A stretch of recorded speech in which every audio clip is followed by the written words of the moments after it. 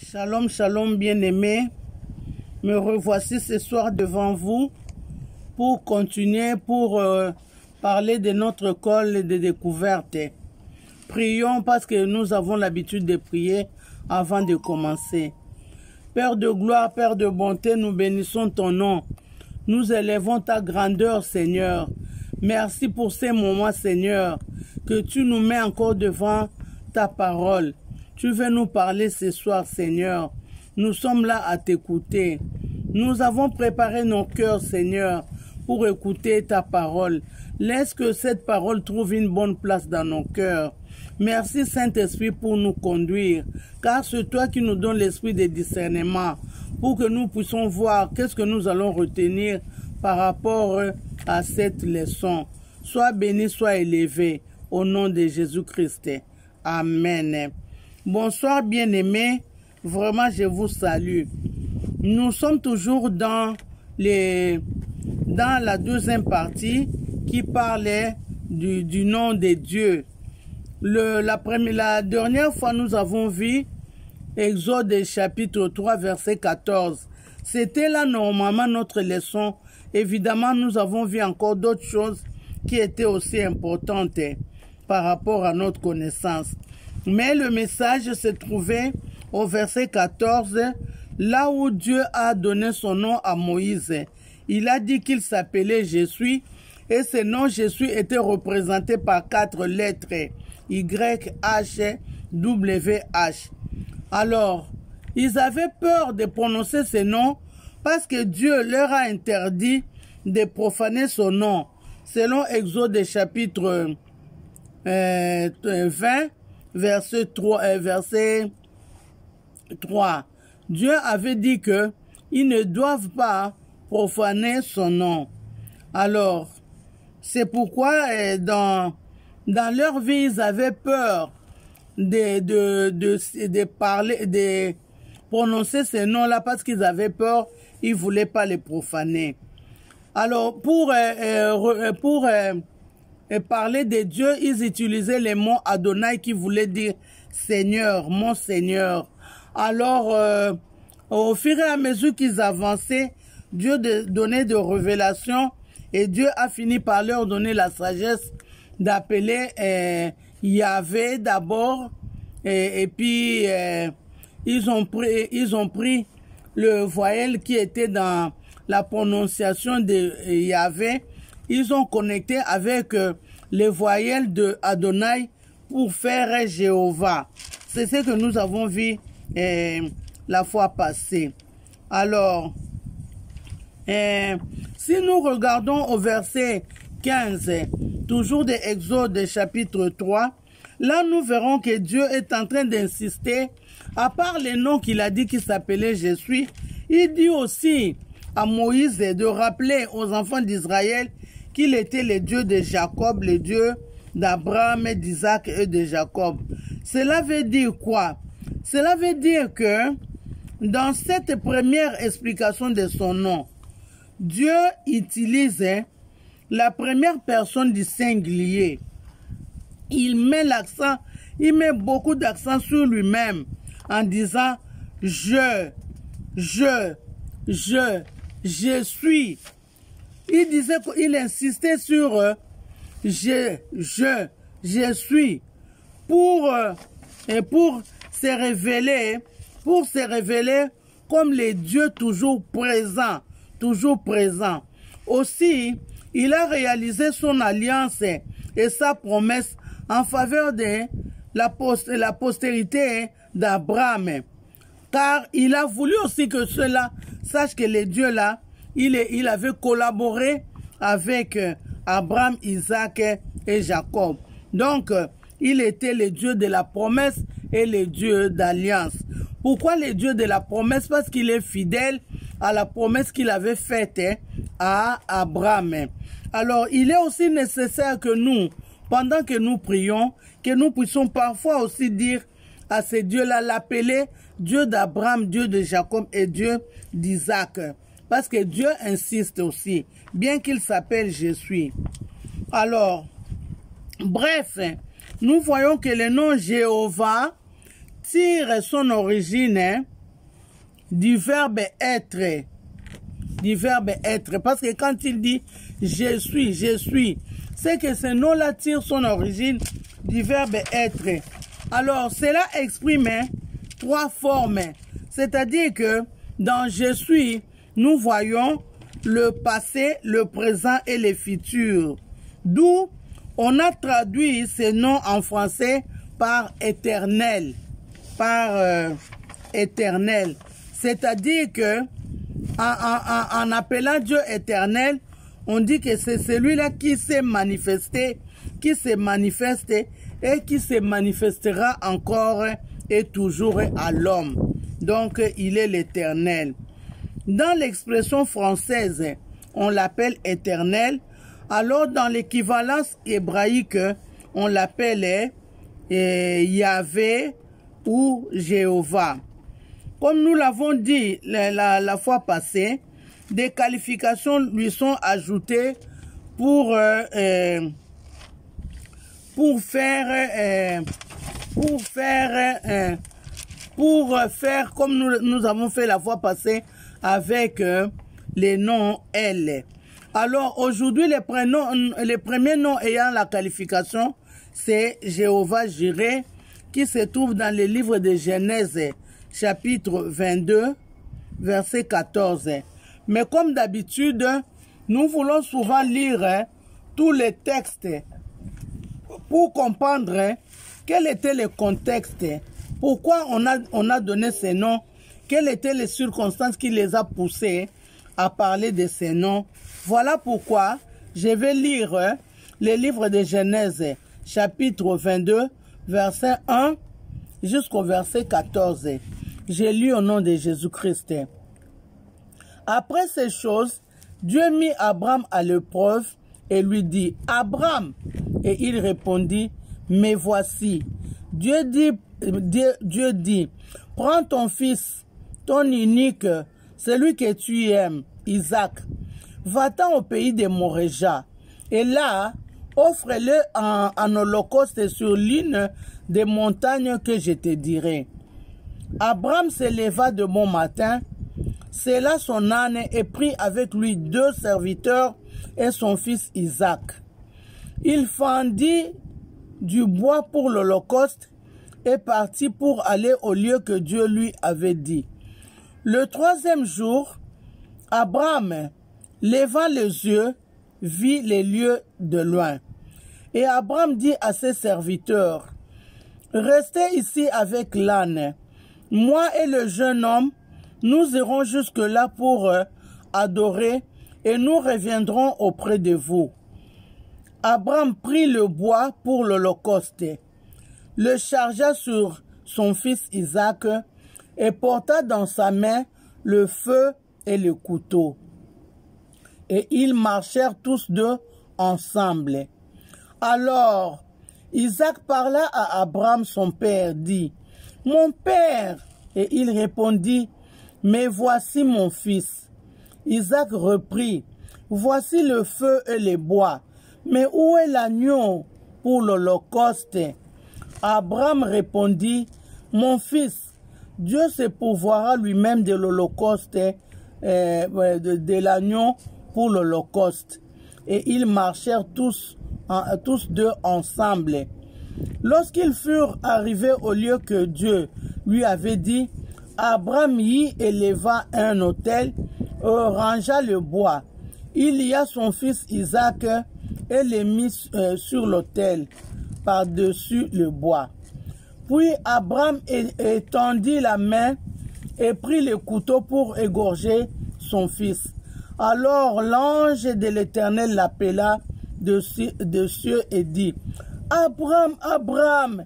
Et il répondit, « Me voici. » L'ange dit, « N'avance pas ta main sur l'enfant et ne lui fais rien, car je sais maintenant que tu crains Dieu et que tu ne m'as pas refusé ton fils, ton unique. » Abraham leva les yeux et vit derrière lui un bélier retenu dans un buisson par le corne.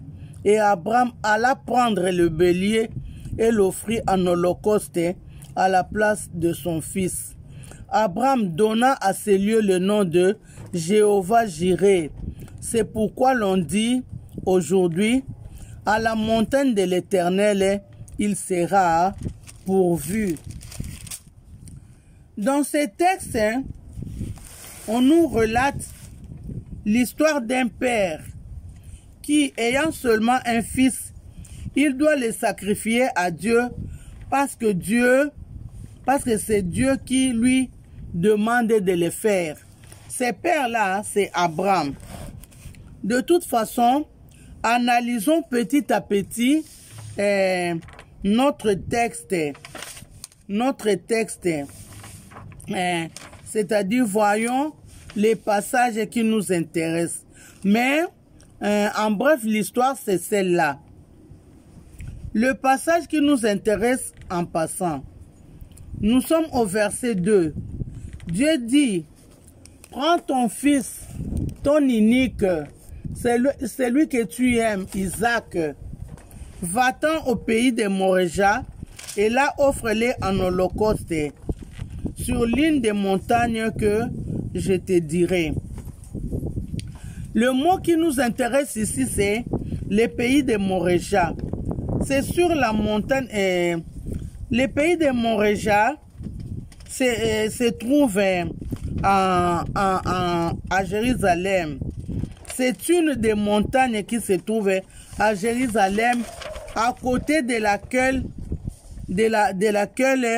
on a construit le temple de Jérusalem plus tard. C'est-à-dire, c'est juste au pays de Moréja. Ici, c'est là où on a sacrifié l'enfant. Et à côté, c'est là où a été construit le temple de Jérusalem. Alors, nous avons encore vu le mot holocauste. Qu'est-ce que cela veut dire? Chez les Hébreux, holocauste, c'est un sacrifice dans lequel la victime était entièrement brûlée par le feu. Donc, ici, l'enfant, Isaac, devrait être brûlé entièrement comme sacrifice. Parce qu'on devrait normalement lui donner un holocauste à Dieu. Nous sommes maintenant au verset 3. La Bible dit, Abraham se leva de bon matin, sella son âne et prit avec lui 2 serviteurs et son fils Isaac. Il fendit du bois pour l'holocauste et partit pour aller au lieu que Dieu lui avait dit. Le verset 3 nous dit que Abraham avait obéi à cette demande de Dieu. Mes chers frères, quelle douleur, quel chagrin de voir qu'Abraham devrait sacrifier son fils, un seul enfant qu'il avait. Cet enfant-là, il l'a eu dans sa vieillesse. Après combien d'années de patience, mais il doit lui-même les tuer de ses propres mains pour les sacrifier pour Dieu. Quelle épreuve, quelle épreuve. Mais il a obéi quand même, sans se justifier, sans se lamenter. Mais Dieu, dans son cœur, il savait que cet enfant n'allait pas mourir. Mais Abraham ne le savait pas. Abraham, pour lui, il savait qu'il allait assassiner cet enfant-là pour l'offrir à Dieu, parce que Dieu le lui a demandé. Ici, Dieu voulait voir l'attitude, comment Abraham agirait à cette demande. Mais il a vu qu'Abraham a obéi sans se lamenter, sans se justifier. Adam a obéi simplement à Dieu. Alors Dieu a vu combien Abraham aimait Dieu. Combien de fois, mes chers frères, Dieu nous a nous aussi mis à l'épreuve. Il nous met parfois devant certaines situations qui nous semblent difficiles, qui nous semblent impossibles. Mais Dieu sait qu'il sera là. Il va pourvoir à nos besoins. Mais il nous teste pour voir si nous allons l'obéir. Il nous met parfois devant certaines situations. Prenons l'exemple à l'église. Pour donner des offrandes, tu vois que tu n'as absolument rien. C'est peu d'argent que tu as, c'est pour le lendemain. Mais Dieu t'oblige à donner à l'église, parce qu'on dit que à l'église, on va pas à l'église main vide. Tu dois mettre quelque chose. Mais souvent, nous, on regarde, et si moi je mettais cet argent pour Dieu, et demain, qu'est-ce que nous allons faire? Demain, qu'est-ce que nous allons manger? Nous regardons notre intérêt. Mais Dieu veut que nous puissions oublier nos intérêts, parce que lui, il pourvoira. Dieu veut que nous puissions penser premièrement à lui, à satisfaire ses besoins. Voilà pourquoi il nous dit parfois que nous devons prendre soin des nécessiteux, que nous devons prendre soin des misérables. Mais nous, on regarde notre intérêt. On dit qu'on n'a rien pour donner à ces nécessiteux. Nous n'avons que peu pour nous-mêmes. Mais nous voyons ici comment Dieu demande à Abraham de donner son fils unique. Dieu, dans son cœur, il savait que cet enfant n'allait pas mourir. Mais Abraham ne le savait pas. Mais Dieu voulait seulement voir comment Abraham réagirait. Alors, c'est ce qu'il nous demande aussi. Nous avons aussi vu dans la Bible un exemple pareil.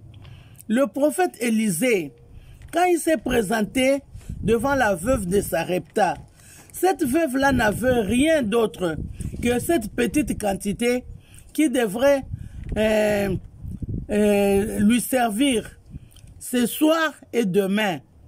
Mais l'homme de Dieu lui dit, prépare d'abord pour moi, sers-moi d'abord. Le reste, ça ne te regarde pas. Sers-moi d'abord à manger. Et nous avons vu les miracles qui s'est produit après cette réaction.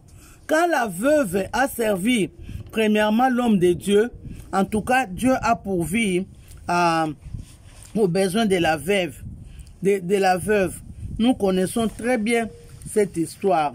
Mais nous, souvent, nous cherchons à satisfaire d'abord nos besoins au lieu de donner notre priorité à Dieu. Parfois, pour écouter la parole de Dieu, nous sommes fatigués, cela ne nous intéresse pas, nous n'avons pas le temps pour écouter la parole de Dieu, mais nous avons le temps pour regarder les films, nous avons le temps pour regarder les informations. Les informations sont à la première place de notre cœur, mais Dieu, il n'occupe pas cette place-là. Voilà pourquoi, à partir d'aujourd'hui, comprenons que Dieu, parfois, il nous éprouve. Il veut voir comment nous allons réagir. Et il sait lui-même comment il peut pourvoir à nos besoins. Mais par contre, comme nous voulons laisser la priorité à nous servir nous-mêmes. Mais il y a des moments où il nous arrive, nous sommes dans un grand besoin, nous avons besoin de ces dieux-là. On les cherche, on veut que ces dieux-là agissent, qu'ils agissent urgemment pour nous, qu'ils agissent immédiatement pour nous, parce que nous sommes dans les besoins.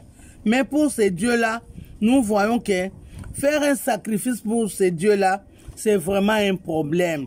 Je crois qu'au travers de ces messages, nous avons compris que d'abord c'est Dieu et après c'est nous-mêmes. C'est nous-mêmes. Alors, au verset 7 et 8, la Bible dit, « Alors Isaac parla à Abraham, son père, et dit, « Mon père » et il répondit, « Mais voici mon fils. » Isaac reprit, « Voici le feu et les bois, mais où est l'agneau pour l'holocauste » Verset 8. Abraham répondit, « Mon fils, Dieu se pourvoira lui-même de l'agneau pour l'holocauste. » Et ils marchèrent tous deux ensemble. Au verset 7, c'est l'enfant qui demande à son père la présence de l'agneau pour le sacrifice. Est-ce que nos enfants connaissent les principes de Dieu? Pour nous, nos enfants ne connaissent absolument rien. Parce que, normalement, c'est nous qui doivent apprendre à nos enfants qu'est-ce que Dieu veut, mais nous ne le faisons pas. Au verset 8, Abraham répond que Dieu se pourvoira lui-même de l'Holocauste. Pourvoir signifie fournir à quelqu'un ce qui lui est nécessaire, subvenir aux besoins de quelqu'un, ou encore mettre en possession de quelqu'un ce qui lui est nécessaire. Alors, quand Abraham, dans la suite de l'histoire, quand Abraham a apprêté son enfant et il a pris le couteau pour tuer son enfant, Dieu lui-même a intervenu. Il a retenu le bras d'Abraham en lui disant de ne pas causer du tort à l'enfant et que Dieu était sûr que Abraham l'aimait vraiment. Alors Dieu a interdit à Abraham d'agir immédiatement sur l'enfant. Et quand Abraham a regardé à côté, il a vu qu'il y avait un bélier là-bas. Il a pris ce bélier-là et c'est celui-là qui a été sacrifié à la place de l'enfant. Alors, comme c'était un miracle, une réaction extraordinaire, alors Abraham n'a pas voulu laisser cette situation passer comme ça outre. Voilà pourquoi il a voulu laisser des traces pour l'avenir. Alors, qu'est-ce qu'il a fait? Il a donné à ces lieux le nom de Jéhovah Jireh. Yahvé Jireh, Jéhovah Jireh, c'est-à-dire à la montagne de l'Éternel, l'Éternel, c'est pouvoir, il sera pourvu. C'est-à-dire que Dieu pourvoira. Voilà pourquoi, bien-aimés, je vous ai dit que Dieu, parfois, il nous éprouve pour voir si nous l'aimons. Parfois, nous passons des moments très difficiles, des moments de désert, des moments de crise. Nous prions, mais nous ne voyons pas la main de Dieu. Nous prions, c'est comme si nous ne prions pas. Nous n'entendons pas la voix de Dieu. Mais bien aimés, je vous rassure que ce Dieu-là, il est le Dieu qui écoute nos prières. Ce Dieu-là, il est le Dieu qui pourvoit à nos besoins. Il sait qu'il va répondre à nos besoins. Le moment venu, Dieu interviendra. C'est pourquoi, mes frères, ne baissons pas les bras. Persévérons dans la prière et dans l'œuvre de Dieu. Persévérons à chercher ce Dieu-là. Il nous voit. Nous avons vu qu'il s'appelle El Roi. Il nous voit. Il nous entend. S'il nous a donné des oreilles, c'est parce que lui-même entend. S'il nous a donné la bouche, parce que lui-même parle. C'est pourquoi, mes frères et sœurs, la Bible dit, dans le livre de Matthieu, chapitre 6, versets 33 et 34, pourquoi nous devons faire passer beaucoup de temps à faire des soucis, comme si au travers des soucis, nous pouvons ajouter un jour dans notre vie. Non, non, non, non, non, non, non. Il est le Dieu qui pourvoit. C'est pourquoi il a dit, si nous sommes dans les besoins, si nous sommes dans les soucis, cherchons ces dieux-là. Entrons dans notre chambre. Entrons dans notre chambre. C'est-à-dire, cherchons un endroit où nous pouvons être calmes. Prions, parlons à ces dieux-là. Appelons-les. Ces dieux-là, il va nous écouter. Ces dieux-là, il sait qu'il va pourvoir à nos besoins. Ne laissons pas beaucoup de temps à nous lamenter, à chercher des solutions par-ci, par-là, à chercher des solutions par-ci, par-là. Même si nous sommes dans un cas de maladie, entrons d'abord en contact avec Dieu. Parlons à Dieu. Posons notre problème à Dieu. Ce Dieu-là, il s'appelle Jéhovah Jireh. Il pourvoira à nos besoins. Voilà le message de ce soir. Il s'appelle Jéhovah Jireh, le Dieu qui pourvoit. Il pourvoira. Il est d'abord, je suis le Dieu qui est éternel, qui était, qui est et qui sera. Il a pourvu, il pourvoira, il a pourvu, il pourvoit et il pourvoira dans notre vie. Voilà le message de ce soir. Remercions le Seigneur. Nous te bénissons, nous te rendons grâce. Tu es toujours en train de nous amener plus haut, Seigneur, parce que toi, tu as dit que ton serviteur progressera, il avancera plus haut. Voilà pourquoi tu nous amènes plus haut dans la connaissance.